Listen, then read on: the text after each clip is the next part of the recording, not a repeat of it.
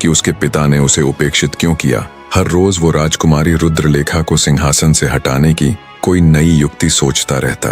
राज्य में वो उस जहरीले सांप के समान बन गया था जो अपने शिकार के लिए नए नए मार्ग ढूंढता रहता है। महासेनापति विभीषणा की तीक्ष्ण बुद्धि इस सत्य को पहले ही भांप चुकी थी कि राजकुमारी के सौतेले भ्राता रुद्रसेन और उसकी माता त्रिलोचना के हृदय में राजकुमारी के लिए केवल और केवल द्वेष भरा है। प्रतिशोध की धधकती अग्नि में अंधे सौतेले भाई ने एक दिन अपनी बहन को सबक सिखाने का निश्चय किया। उसने निश्चय किया कि चाहे उसे किसी भी हद तक गिरना पड़े, चाहे कुछ भी करना पड़े, वो करेगा।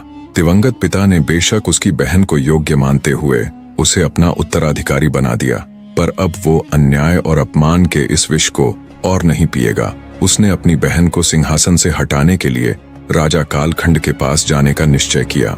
राजा कालखंड अपने नाम के जैसे ही अपनी दरिंदगी के लिए प्रसिद्ध था।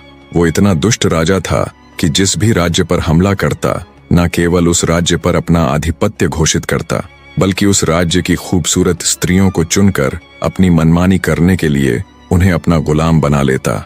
समस्त भारतवर्ष में उस समय कालखंड जितना दुष्ट और ताकतवर राजा दूसरा कोई भी न था। युद्ध करना तो दूर की बात, अन्य राजा उसका नाम सुनते ही मारे भय के कांपने लग जाते थे।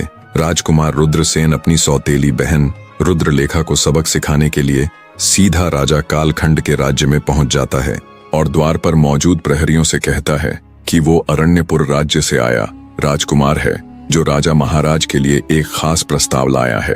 प्रहरियों ने जब अपने राजा को इस बारे में सूचित किया तो उन्होंने तुरंत राजकुमार को उसके सामने पेश करने का हुक्म दिया। प्रहरियों के कहने पर राजकुमार रुद्रसेन राजा कालखंड की राजसभा में जाता है और उन्हें हाथ जोड़कर प्रणाम करता है।